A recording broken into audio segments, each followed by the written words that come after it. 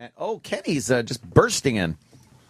Somebody is out of the tunnel, so they should be here in a few minutes. Oh, well, that would be the Lincoln Tunnel? Yes. Mm-hmm. I got to see Lincoln still. I think I might watch it later tonight. Where's it playing? It's playing someplace out on Long Island. One of the cinemas out there. Oh. It's a wonderful theater. I love it. Reclining seats. Hope it's not too crowded. And, of course, that button. Oh, right. Oh, the button. You just press it. The film stops. I have a theater like that near me. Do you? Yeah. Great, right? Mm-hmm. Yeah, I love it. And then you go to the bathroom, you make yourself a drink, you come back, you push the button again, and the film starts up again. Podcasting studio next door. Yeah. Podcasting studio right next door. Of course, I'll have to shut all the doors so people don't hear the boo! Boo! When it's over, you mean? No. Not when it's over. But that last scene, probably.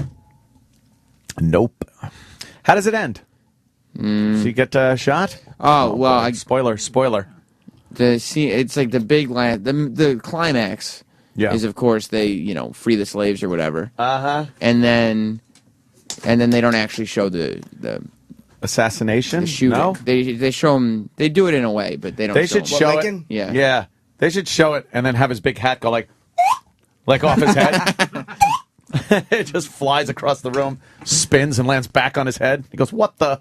And then it goes, "Da, da, da, da, da," and the movie ends. Do you know how disappointing that would be to people? Especially if they didn't tell Daniel Day-Lewis or they just did it in post.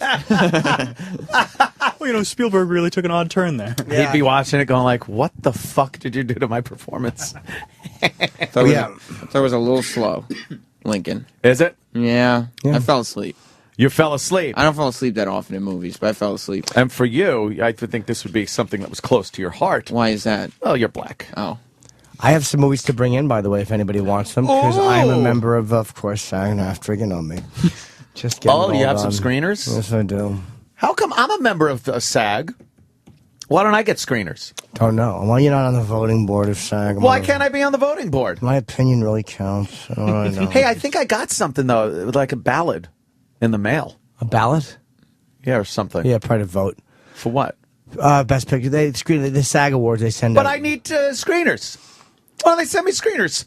I saw. Did they just send them to you? Do you just open the get mail them. and go Every like, year I get them, yeah. Well, what did you do to get them? Just, it's my opinion counts. Whatever, Jim. Whatever, we don't know what to think, Jim. Who's better? Who's worse?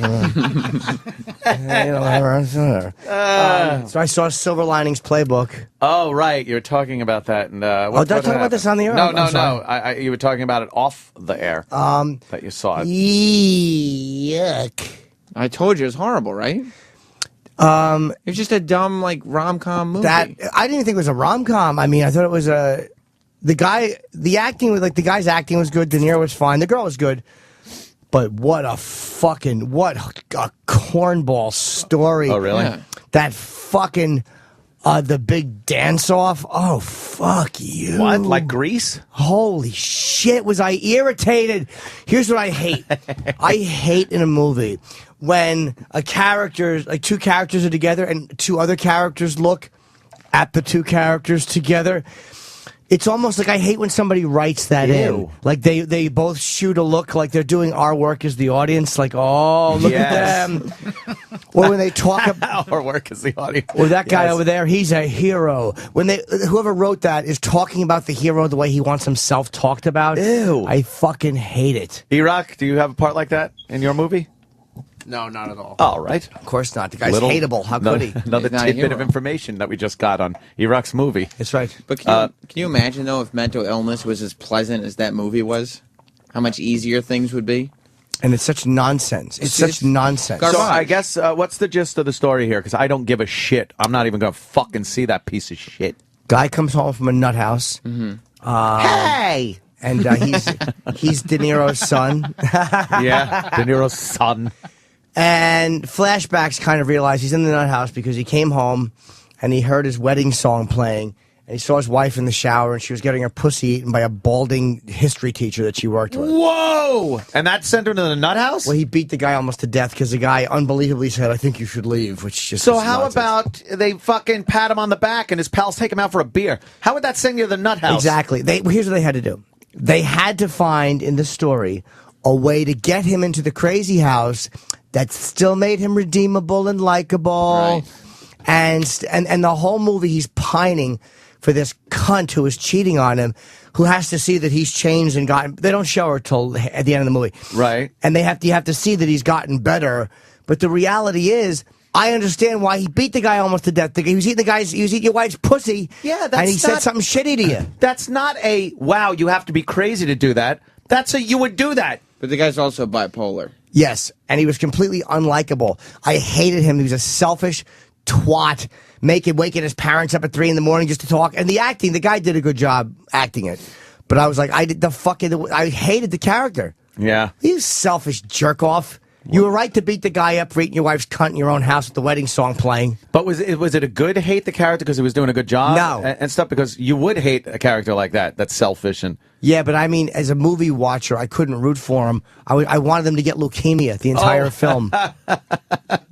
Oh, okay. And De Bradley Niro played a Cooper's totally character. unbelievable OCD father who only cared about betting on the Eagles. And I didn't believe any of these relationships. No. I did not fucking believe them. And it wasn't like, it was this OCD betting thing, but again, like Jim said, he had to still be likable, so it's not like he was gambling away the family's house or something. Oh, okay. So they Like, should have taken it. his life wasn't ruined. They should. Oh, then he's just fucking gambling. He's just a guy who likes to gamble on the okay. weekend. Well, no, then the big bet, Sam, is for a lot of money, which would enable the father to open the restaurant he wants. I bet he loses. Well, no, but there's a little twist. there's a parlay. because the bet is not only on the football game, it's on the big dance-off at the end. Ooh. And what score the dance It will... fucking Ew, what do you mean? stunk. There- How do you the- bet on a dance-off? Well, because Bradley Cooper's character, the bipolar guy, kind of starts to fall in love with Jennifer Lawrence, who's also bipolar, which I had no idea how beautiful bipolar people were. Yeah. But, Yeah, where's that white shit in the corner of your mouth and your sour milk breath? Fucking, you're right, exactly. Good point. Yeah. Bradley Cooper and Jennifer Lawrence. If everybody was not, I would love crazy people if they all look like that. exactly. Just eat her crazy asshole while she's coughing into a pillow. And she looked amazing in the movie. Of course she did. But, so they're training for a dance competition that she wants to do, and then they don't think they're going to be good dancers. So the guy who's betting with the dad, they make a bet that, I bet they won't score higher than a 5 at the dance-off. Oh, yeah? Well, I'll bet if the point spread is blah, blah, blah, and the dance-off score is bullshit. Dance-off? And then they nominate... The movie's nominated in every category. Oh, my At the God. awards. Every major category got a nomination. sounds terrible. It's It not sounds good. awful. But they only nominated it because mental illness is the new retard. Oh. And so this is like... It's and not a they feel-good movie. Right. Not your overt retardation. Well, they figured crazy out a thing. way- Your subtle mental illness. They figured out a way to get people's 50 most beautiful people into these retard roles without actually having to be retards. Distort their faces or don't funny. Exactly. So you're still playing the retard angle, but it's the beautiful people. And you can make the it beautiful sexy people. and, Right, you know. right, It's also right. the shallow, and well, her big thing is she was such a slut. Right. She fucked so many people. And, you know, and the thing is this, it's also like Shallow Hal. This is how fucking vomit-inducing Hollywood is. The only way to give a message about fat people was to have Gwyneth Paltrow be in that movie and give Right. that message. So the way to give message about bipolar is to have two people that the audience can fall in love with physically give the message. But the mistake they made was they made the characters unbelievable and hateable. Yeah. Like a lot of bipolar people are. But they Right. should have made them, at least, you should have felt some empathy for them if that's the angle they were going for. There's plenty of ways to have written that. And at no point was it like, oh my God, their lives are falling apart. It was, oh yeah, chick likes to dance. Like, you know what I mean? Right, right. There's the Hollywood version of that. And then there would be another movie that would portray it more realistically and be Oscar worthy. Yes. You know, like a realistic depiction of crazy people. Just watching you'd lives be- crumble Yeah. and relationships get destroyed. Well and, acted and stuff, not the who's it in Hollywood people playing yeah. Hunger Games and The Hangover are now Right. bipolar, Are now charming, bipolar. but charming. An Academy Award-winning performance. It's like, no, because this is Hollywood fluff. It is. It should be people you don't even know who they are. Like Jimmy said, the white crust on the side of their mouth. They're fucking literally crazy. Philip Seymour Hoffman would play probably a very Right, there good you go. In Love Liza. Did you ever see Love Liza? No. Where he's fucking, he's not bipolar, but the push of the movie is it's very sad. It's not a great movie, like you missed something. His wife, Liza, commits suicide. And it's the beginning of the movie, you don't even see her.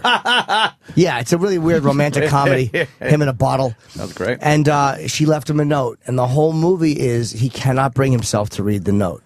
Oh, and wow. It's really sad. I could love Liza. So he plays this depressed, sad sack guy who's fucking huffing glue. And it's kind of a meandering, weird movie. He gets into like flying kites, or there's some weird hobby he got into.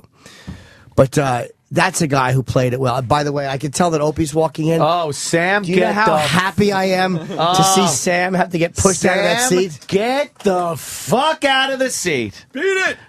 Take a hike. Tell your story walking.